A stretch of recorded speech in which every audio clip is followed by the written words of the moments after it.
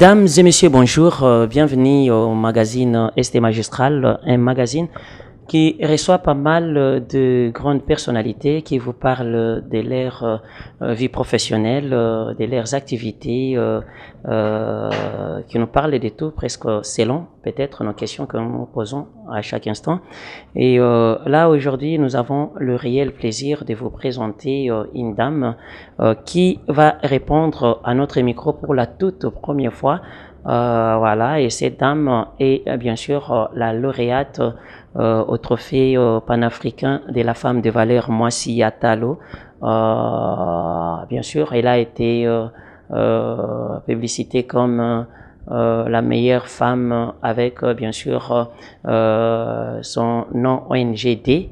Et voilà, et elle a eu ses prix. Elle était aussi dans la salle. Et je l'ai réel plaisir de la recevoir parce que elle n'est pas la moindre, c'est parmi des figures aussi emblématiques d'Afrique, les femmes qui se battent nuit et jour pour bien sûr défendre l'Afrique, les femmes qui militent bien sûr pour les intérêts toujours de tout le monde, de toute la population congolaise et qu'on sort surtout de la jeunesse aussi. Nous nous sommes dit qu'est-ce qu'il faut faire, il faut toujours aller vers ces genres de femmes pour leur tendre les micros, savoir ce qu'elles réfléchissent, ce qu'elles pensent, ce qu'elles peuvent aussi dire, qu'est-ce qu'elles ont fait, qu'est-ce qu'elles veulent faire, qu'est-ce qui reste encore, voilà, qu'est-ce qui les empêche à faire mieux.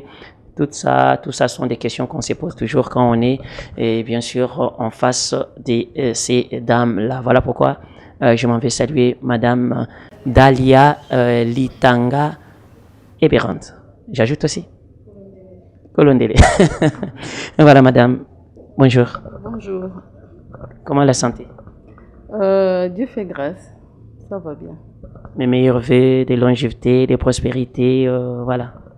Merci, mes meilleurs vœux à vous aussi et à tout le monde, à toutes les belles dames qui sont là devant moi. Puisque vous avez parlé des belles dames, je signale à nos téléspectateurs que les dames que vous voyez, et bien sûr derrière nos caméras, ce sont les jeunes dames qui, bien sûr, chapeautent ST Magistral. Donc, la structure qui organise pas mal des événements, Moissi Yatalo et consorts. Nous sommes à la 2e édition déjà. La 2e édition Moissi Yatalo, les trophées panafricains de la femme de valeur. Et on prépare la 3e édition. Et voilà pourquoi aujourd'hui, je venais encore de le dire tout à l'heure que j'ai le réel plaisir de recevoir l'une des lauréates Moissi Yatalo, c'est-à-dire la femme de valeur.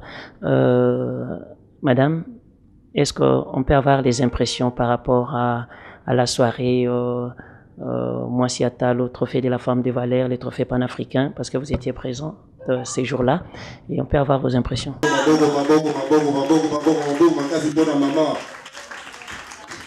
Applaudissez pour elle, applaudissez, applaudissez s'il vous plaît. Yes. Elle a droit à un diplôme d'excellence, plus le trophée panafricain de la femme de valeur. Un mot s'il vous plaît, madame. La 2e édition Moissi Yatalo, les trophées panafricains de la femme de valeur. Oui, merci beaucoup d'abord. Pour moi, je peux dire, pour moi, cette émission démontre et vous préservez d'abord la valeur de notre culture congolaise. Vous savez, pour moi, l'impression que j'ai eue ces jours-là, j'étais d'abord stupéfaite de voir qu'il y a aussi des gens qui peuvent organiser de telles émissions sans tenir compte des accoutrements ou quoi, parler des, je sais pas moi, comme on parle ici à Quinois, chez les Quinois, on dit souvent des sapeurs, des histoires comme ça. C'est une émission qui n'a pas trait à toutes ces histoires-là et ça m'a beaucoup plu par rapport à ce que j'ai constaté ces jours-là. Et en plus, j'ai vu que vous avez tendance à promouvoir de bonnes manières, surtout auprès des jeunes filles. Ça, c'est quelque chose qui m'a beaucoup intéressée aussi. Et me retrouver ce jour-là, c'était pour moi une sorte de... La méritocratie, c'est pas qu'on est au-dessus de tout le monde, mais quand on les mérite, il y a beaucoup qui les méritent aussi. Mais peut-être que ce jour-là, vous ne les avez pas croisés. C'est ça, en fait. Et pour moi, je vous remercie d'abord. Moi, je suis Madame Dalia Nelitanga et je suis Madame Kolongele Berande. Je suis juriste de formation. Je suis inspecteur à l'inspection générale des finances. Je suis là-bas. Et je tiens aussi une ONG, je suis coordonnatrice d'une ONG, SADIF, qui signifie Synergie d'action pour le développement intégral de la femme. J'ai grandi à Kisangani. J'ai fait mes études primaires au lycée Mapendano. Pour ceux qui connaissent Kisangani, connaissent bien ce lycée-là. Et puis, j'ai continué ici à Maloula. Et puis, j'ai fini à l'université catholique. Oui, bon, merci d'abord. J'ai grandi, pour dire la vérité. J'étais trop turbulente. Vu que devant moi, il y avait une grande sœur et après moi, il y avait que des garçons, 3 garçons. J'ai pas de petites sœurs. Du coup, j'avais tendance à jouer avec mes petits frères et j'ai joué à tout ce que les garçons peuvent jouer et moi aussi, je les faisais. S'il faut faire des vélos, courir, je les faisais en tout cas. Et, pas les foot. Là, non, j'ai pas joué au foot. Et ma mère me disait toujours, tu es une fille, tu peux pas faire ça. Mais moi, j'aimais bien. Et j'étais vraiment trop turbulente. Mais, par exemple, à l'école primaire, j'avais une meilleure amie que je cherche d'ailleurs jusqu'à aujourd'hui. Je ne sais pas si je la verrai ici à Kin. Elle s'appelait Stéphanie Massipa. Elle était vraiment une amie à moi très proche. On faisait des concurrences. Donc, quand elle est deuxième, moi, je suis première. Quand elle est première, moi, je suis deuxième. Et on faisait toujours ça. Et du coup, ça nous avait rapprochés. On était devenus vraiment très proches. On ne voulait même pas laisser que l'autre puisse te dépasser, même d'un seul point. Et c'est ce qui a fait qu'on puisse bien travailler. Que nous puissions, en fait, évoluer très bien dans nos études. Et moi, je suis venue ici à Kin. On s'est séparés, on était en contact. Après un moment, on a perdu contact et tout, et du tout. Moi, j'ai fait l'université. Je ne sais pas si elle aussi, elle a fait l'université là-bas. Je n'ai plus de ses coordonnées. Même sur Internet, Facebook et tout, je la cherche, mais je ne la vois pas. Mais c'était vraiment ma meilleure amie. Ça, moi, j'ai grandi à Kisangani. On était au plateau Boyoma,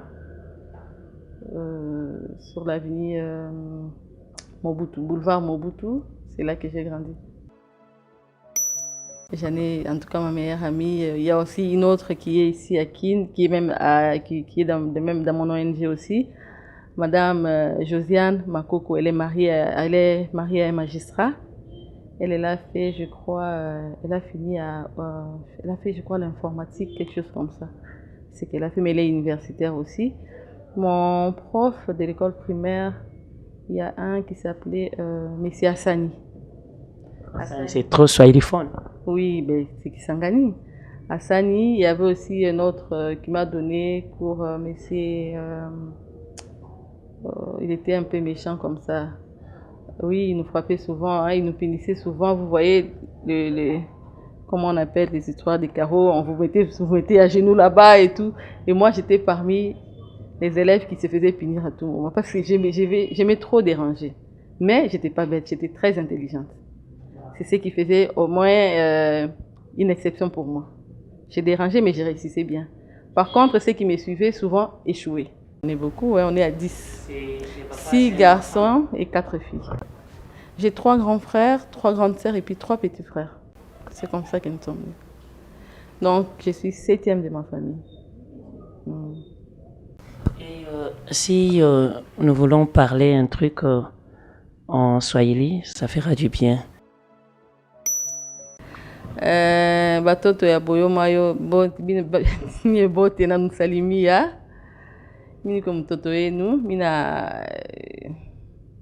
nilikuwa Kisangani, niko mtoto wa Plateau Boyoma. Pour ceux qui connaissent Plateau Boyoma, tulikuwa voisins ya, je peux citer le nom, ça dérange pas. Oui, on était voisins, tulikuwa voisins ya Général Likulia, voilà, juste à côté de la maison de Général Likulia. Ndio pale nilikuwa nilikuwa na barafiki yangu ya lycée Mapendano, na basalimia bao bote baseur religieux yote ya lycée Mapendano, na basalimia, nampenda sana. Kisangani Boyoma ni vile nyingi, niko nasema après Kinshasa nitakuya kule, nitafika nifanye ONG yangu kule. Asante.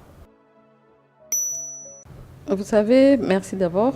Ce n'est pas facile et c'est pas aussi difficile. Parce qu'on dit toujours quand on aime, on peut aussi faire quelque chose. Vous voyez, il y a l'instinct maternel qui joue toujours. Je peux avoir des domestiques, autant de domestiques. Mais il y a toujours un point où je veux que moi-même je puisse servir, moi-même je puisse travailler là-dessus. Il y a toujours ça. Moi, je dis souvent même à mes domestiques, même aux nounous de mes enfants, je leur dis, vous savez, moi, si c'était ça mon travail, je pense que partout où je serais, on allait bien m'écouter. Parce que quand je fais un travail, il y a toujours une touche différente de ce que les domestiques font. C'est pas facile. Je suis d'abord avocate, mais c'est vrai qu'avec ma fonction là, je n'exerce pas trop les trucs, les barreaux. Mais j'ai toujours le temps de m'occuper de mes enfants. J'ai 3 filles, un garçon. J'ai 4 enfants. 3 filles et un garçon qui sont tous ici au lycée français. Vous savez, ils ont des horaires différents. Du coup, il faut veiller sur chaque... Du coup, j'ai l'habitude de coller leurs horaires dans la chambre pour que même les domestiques ou les chauffeurs sachent qu'à telle heure, l'enfant a tel cours, ou bien sport, ou bien ça. Parce que souvent, ils reviennent quand même à la maison et puis ils retournent encore vers 16 heures. Il y a des horaires compliqués.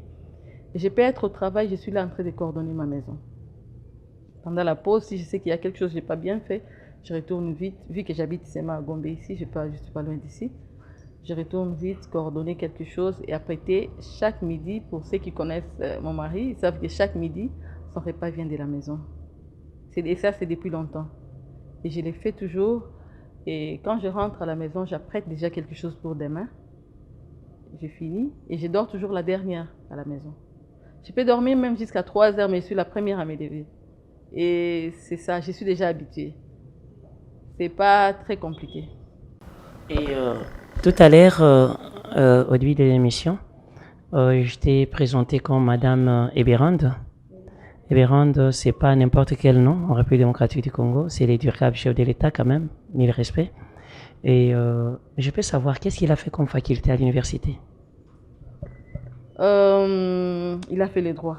Le problème est limité seulement par là. Est-ce que c'est facile qu'un homme a fait les droits, la femme aussi? Parce que vous, d'abord, les femmes, toutes les femmes qui ont fait les droits, c'est difficile. Donc, Kobal a été... Non, elle est très logique. Mais aujourd'hui... Ici parmi vous? Ah, c'est très bien. Est-ce que c'était compliqué? Mais quand on fait un couple de juristes, c'était une guerre d'abord lors du rencontre. Et là, je m'imagine, je n'étais pas là, mais je m'imagine. Non, vous savez, il connaît beaucoup plus que moi. Et même quand je devais passer mon test à l'IGF, c'est lui qui m'a entraîné, qui m'a formé, qui me donnait cours même. Même on restait là, j'ai commencé même à me fatiguer. J'ai dit, mais c'est Lucie, quand est-ce qu'il va s'arrêter? Mais tous les jours, tu vois, parce qu'il est docteur en droit de l'OADA.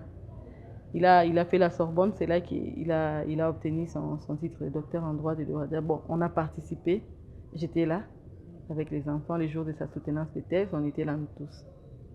Donc, on ne dira pas qu'il est... En tout cas, il est très intelligent, il est brillant. Ça, je peux l'affirmer. Madame a un défaut et une qualité. Lesquels? C'est l'honnêteté intellectuelle. Oui. Bon, tout le monde a un défaut et une qualité, ça c'est sûr.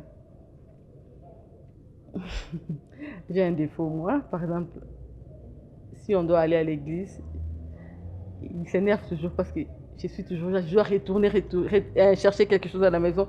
Toi, par exemple, j'amène les enfants, toi tu vas nous suivre. Souvent, ça se passe comme ça.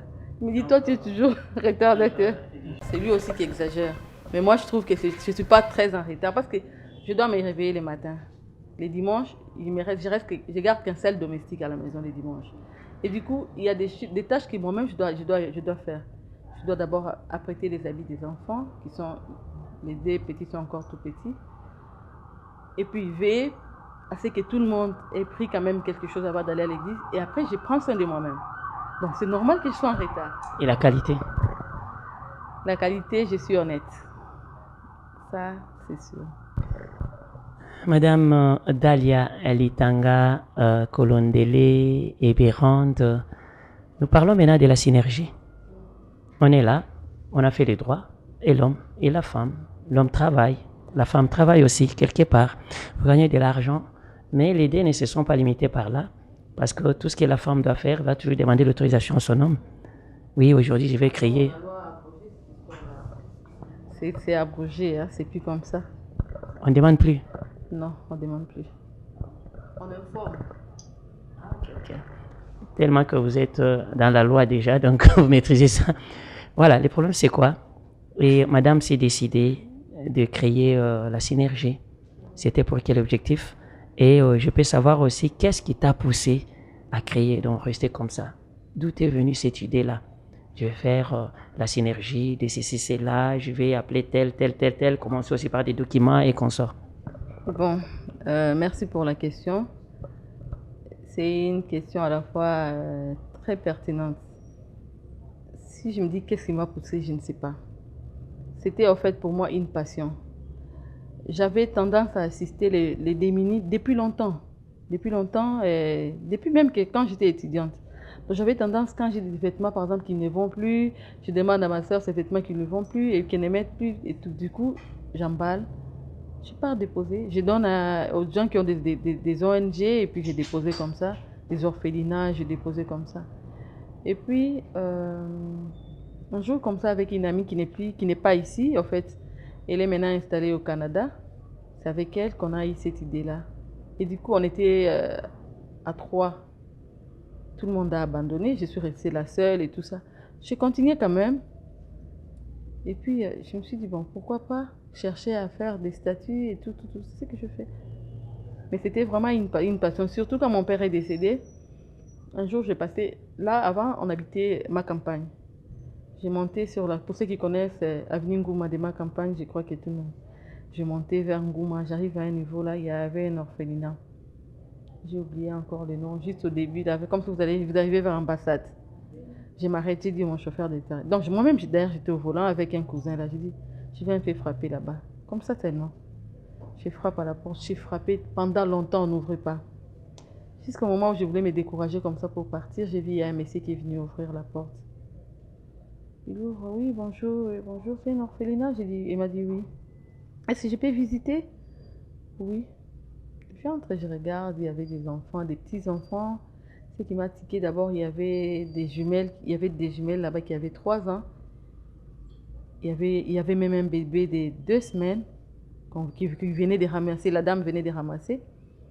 On me dit, voilà, il y a une des jumelles qui va partir d'ici là, on va l'adopter. J'ai dit, ah, mais pourquoi on n'a pas adopté la personne qui a adopté cette jumelle, pourquoi elle n'a pas pris les deux au lieu de les séparer comme ça? C'est comme ça, il a choisi l'autre et puis la petite ici va rester. On se demande même comment elle va faire, si on peut convaincre la dame de récupérer les deux et tout ça. Et jusqu'aujourd'hui, vous pouvez vérifier, la petite là, elle est partie, sa jumelle est restée là-bas.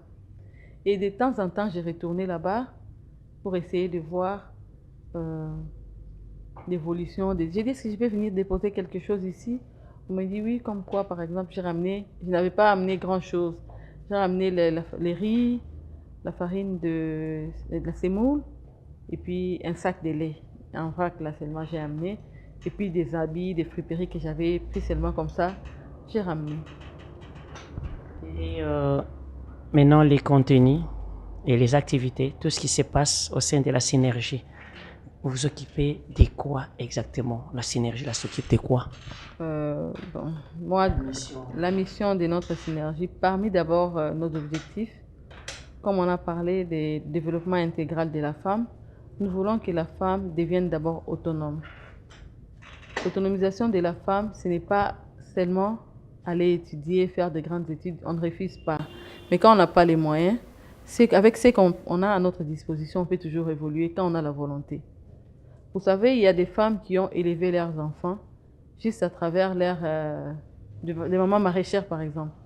Il y a ceux qui ont fait étudier leurs enfants, même à l'université, à partir de ce qu'ils font comme agriculture, là, des maraîchères et tout ça. Même les mamans qui vendent le pain. C'est comme ça que nous avons pensé, parmi nos objectifs. D'abord, l'objectif principal pour nous occupons des personnes vivant avec des maladies mentales. Quand vous allez même à la CNPP, vous verrez qu'il y a même notre logo là-bas. Nous avons réhabilité les bâtiments de la CNPP parce que pour moi, je me dis, une femme folle par exemple, vous la trouvez enceinte et cet enfant-là qui naîtra est plus qu'un orphelin. Qui va s'en occuper? C'est ça que les gens ignorent un peu. Parce que quand vous partez seulement, vous vous occupez des orphelins. Et cet enfant-là qui est né d'une dame folle, qui ne connaît même pas son père, je ne sais même pas s'il connaîtra sa mère, parce que je suis sûre qu'elle va aller finir dans la rue comme des chèques que nous voyons là. Si on n'encadre pas cette dame-là, comment elles seront? C'est comme ça que moi, j'ai opté pour m'occuper des gens vivant avec des maladies mentales. D'ailleurs, on va vous inviter aussi, vous verrez ce que nous faisons avec ces gens-là. Nous assistons les gens de la Téléma, Centre Téléma, la CNPP aussi, qui sont nos partenaires aujourd'hui. Parce qu'à chaque fois qu'il y a la journée de la commémoration des personnes vivant avec maladie mentale, c'est, si je ne me trompe pas, les 10 octobre. Les 10 octobre. Nous sommes souvent là-bas pour fêter avec ces gens-là. Nous apportons des vivres, des médicaments et tout ce que Dieu peut mettre à notre disposition pour assister ces gens-là qui sont démunis. Nous le faisons vraiment avec amour. Et c'est ce qui m'avait poussé aussi. Bon, l'une des raisons qui m'a poussé à penser à ces dames-là, une fois j'étais encore petite, ma mère est tombée très malade à Kisangani. Elle a été évacuée ici à Kinshasa. Elle avait donc à chaque fois que même vous essayez de claquer une porte comme ça, elle piquait une crise, elle tombait et tout ça. Donc elle avait des maux de tête atroces. Elle a été internée là-bas pendant 1 année. À la CNPP à l'époque, il paraît que c'était encore bien parce que moi j'étais petite, je ne sais pas. Et je me suis dit, si il n'y avait pas cet hôpital-là et qu'on n'avait pas bien pris soin de ma mère, donc j'allais grandir aujourd'hui sans maman. Et c'est comme ça que c'est qui m'a poussée à assister ces gens-là. La 2e édition Mwasi Yatalo, les trophées panafricains de la femme de valeur.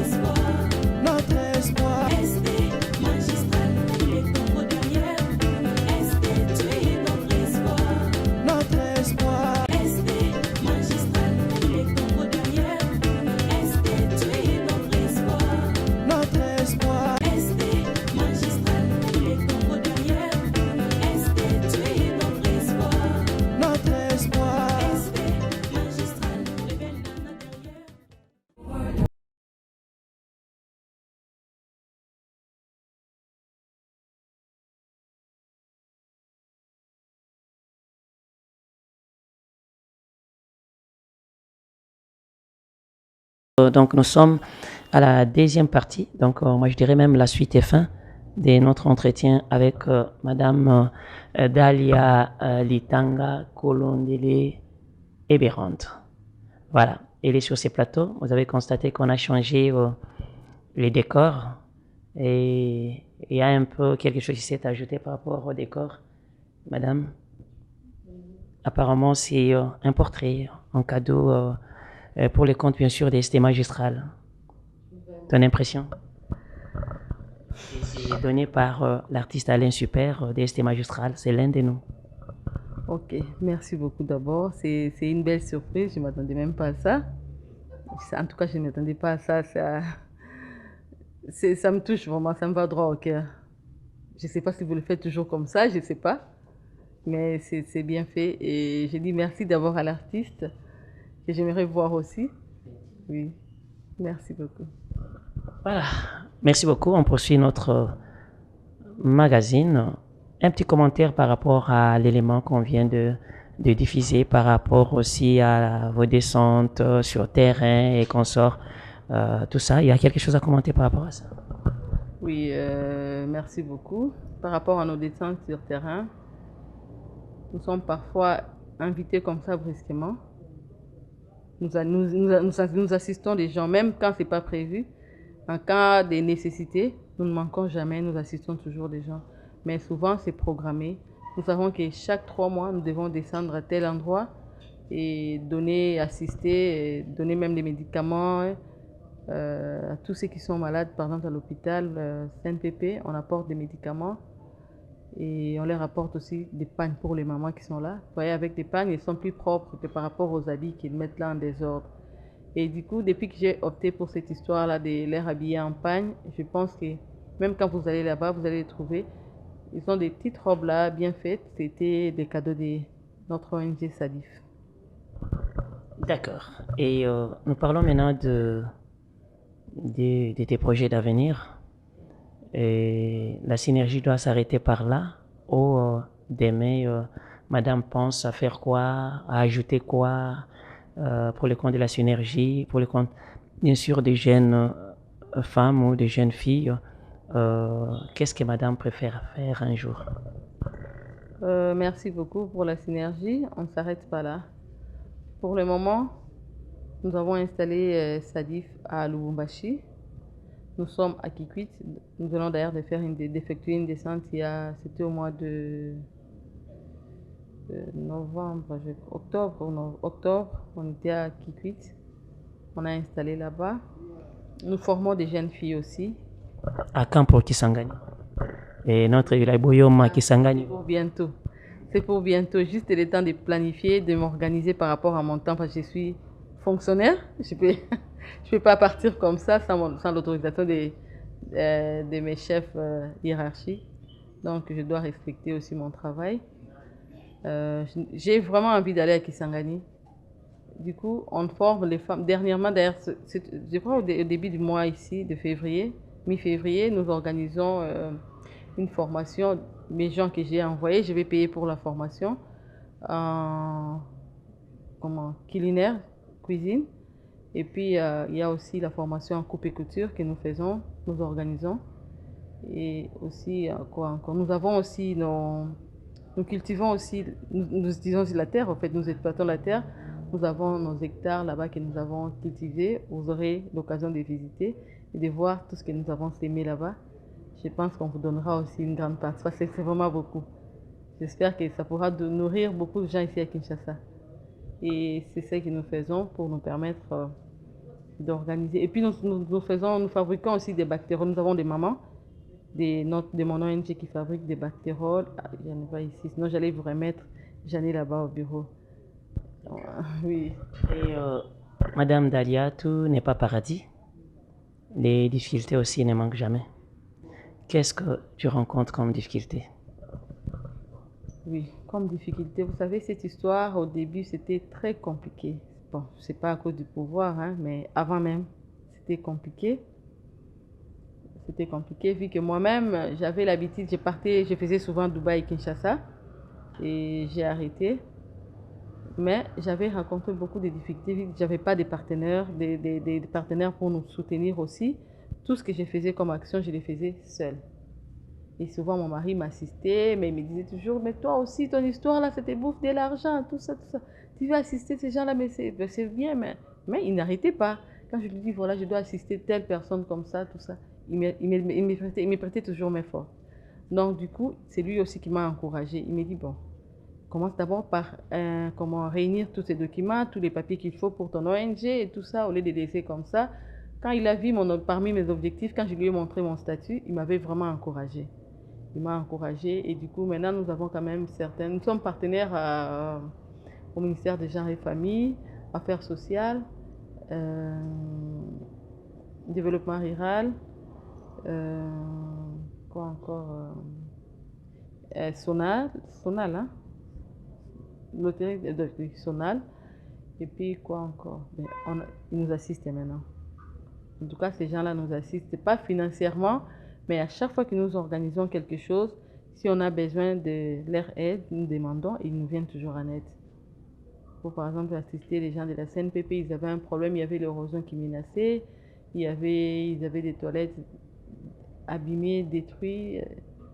On nous a aidé quand même à réfectionner cette histoire-là, leur bâtiment et tout. Est-ce que c'est facile? C'est très facile de réussir dans la vie. Bon, si j'ai dit c'est facile, ça sera pas correct. C'est pas facile. Mais il faut avoir la volonté et la détermination. C'est pas facile. On dit toujours que rien de tout ce qui est bon n'est facile. Il faut toujours te battre. Quand tu baisses les bras, même tes objectifs vont s'écrouler. Pourquoi il faut toujours garder la tête haute, même quand on a échoué. Ne perdez jamais espoir. Surtout moi, je me dis pour les filles mères par exemple, qui ont tendance à s'abandonner comme ça, se livrer maintenant à des pratiques bizarres, parce que j'ai un enfant, je ne vaux plus rien dans la vie, parce que j'ai un enfant, et peut-être que je n'aurai plus l'occasion ou la chance de trouver quelqu'un qui peut m'épouser. Moi, je pense que c'est une fausse idée qui se fonde dans leur tête, parce que quand on sait que c'est une erreur, on peut la corriger. Vous voyez, au lieu de rester statique, de faire des blocages dans sa tête, moi je pense que ce n'est pas bien. Surtout moi j'encourage souvent les jeunes filles. Même ceux qui viennent dans mon ONG sont vraiment encouragés par moi. Et ce sont d'ailleurs les gens à qui je remets de temps en temps des petits riens, un peu d'argent de poche pour les soutenir aussi. Parce qu'il y a des parents aussi qui abandonnent leurs enfants une fois que l'enfant s'est mal comporté comme ça et se retrouve enceinte. Les parents ont tendance à abandonner. Moi je me dis que ce n'est pas bien. Il faut aider l'enfant et lui montrer maintenant la bonne voie, l'aider à surmonter. C'est une épreuve. Il y a beaucoup de gens, par exemple, qui peuvent mettre fin même à leur vie. Puis il y a des gens qui ont mis fin à leur vie parce que seulement ils sont tombés sur cette histoire-là. Ils ont fait des enfants comme ça et du coup, la famille les rejette et c'est fini pour l'enfant. Qu'est-ce que tu vas transformer dans la vie de la jeune fille aujourd'hui? Tu as tous les pouvoirs dans tes mains. Je veux vraiment qu'une jeune fille soit valorisée d'abord. Qu'un jeune garçon pour venir tromper d'abord une fille, que ça devienne compliqué. Parce qu'il trouvera une fille avec un bagage intellectuel bien rempli. Même s'il n'a pas fait l'université, mais qui sera bien formé pour se défendre. Et comprendre que telle personne veut venir abuser de moi, telle personne veut venir se jouer de moi. Ça d'abord de un. Et puis je ferai en sorte que les filles, les dames de Kinshasa occupent des grands postes dans la République. C'est ce que je veux. Voilà, madame, c'est par ici où nous mettons un bonnet rouge au magazine ST Magistral. Je signale aussi à toutes les personnes qui nous suivent en ce moment ici que les publics qui acclament, ce n'est pas vraiment un vrai public. Ce sont je les appelle ici comme des collègues journalistes parce que il y a aussi des hommes, ils font aussi des émissions. Donc ST Magistral fait aussi des émissions, mais aujourd'hui, comme c'est les tout premiers numéros, on a bien voulu qu'on fasse les face-à-face. Mais à la deuxième occasion, toutes ces personnes ici ont des questions à poser.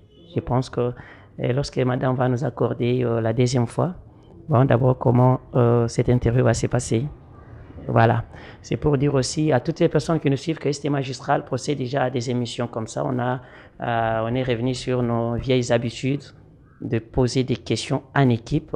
Parce que comme je suis ici, je pense que Josiane a plusieurs questions dans sa tête. Le pasteur Arsène a des questions, Maître Bola a des questions, Céleste aussi a des questions, je vois, voilà, et Rachel, toutes ces personnes-là, Isabelle, ils ont des questions. Mais le temps est un peu limité. À la prochaine occasion, on sera là, Madame Dalia et Bérante, face à l'équipe ST Magistral, d'aller répondre aux questions et il y aura les publics. Quant à nous, nous vous disons merci de nous avoir suivis et c'est par ici que nous mettons un bonnet rouge à cet entretien. Et je dis aussi à Madame merci d'avoir accepté d'être inclinée au principe de cette émission, de ces magazines ST Magistral. Et un petit mot de la fin, si possibilité y est, il faut l'enjoliver aussi avec des remerciements parce que même s'il n'y a pas les Mabanga, mais remercier quand même les partenaires de la synergie et ça fera aussi du bien pour encore mûrir davantage vos relations. Oui, merci d'abord. Tout le plaisir était pour moi d'abord d'être ici de vous recevoir en fait, parce que moi je vous reçois quand même aussi là. ST Magistral. Je vois qu'il y a des hommes genrés et des femmes classe, c'est bien. C'est vrai que je travaille avec des gens dans mon autre synergie que j'aimerais bien saluer si vous le permettez aussi. Il y a Maman Berthe Kennedy Isankong qui est chargée de la mobilisation. C'est une dame forte. Je ne vais pas donner des tendances politiques ici, mais elle est vraiment une dame forte. Il y a Mademoiselle Sandrine, qui, donc, je les appelle comment, un terme que j'emploie souvent là, ça m'échappe un peu. Je les appelle mes pipiou. Voilà, je les appelle comme ça. Parce qu'elles sont prêtes à aller partout quand je les envoie pour m'apporter des informations. Il y a Madame Gracia Mouawa qui est épouse d'un pasteur. Il y a Madame Arlette, Madame Dorine Mouzeke. Il y a Mon Plaisir Bolekole, vous le connaissez aussi, lui aussi. Il y a Maman Thérèse Bambi, elle est à la CNSS, elle travaille là-bas aussi. Il y a Merlin Bouni, ils sont nombreux. Je ne peux pas saluer tout le monde. Des mamans Valentine, Maman Nathalie, j'ai beaucoup de mamans avec moi. Que ceux qui n'entendront pas leur nom ne me tiennent pas rigueur parce qu'on est en pleine émission là. Merci. Voilà, je vous dis merci et je vous remercie aussi.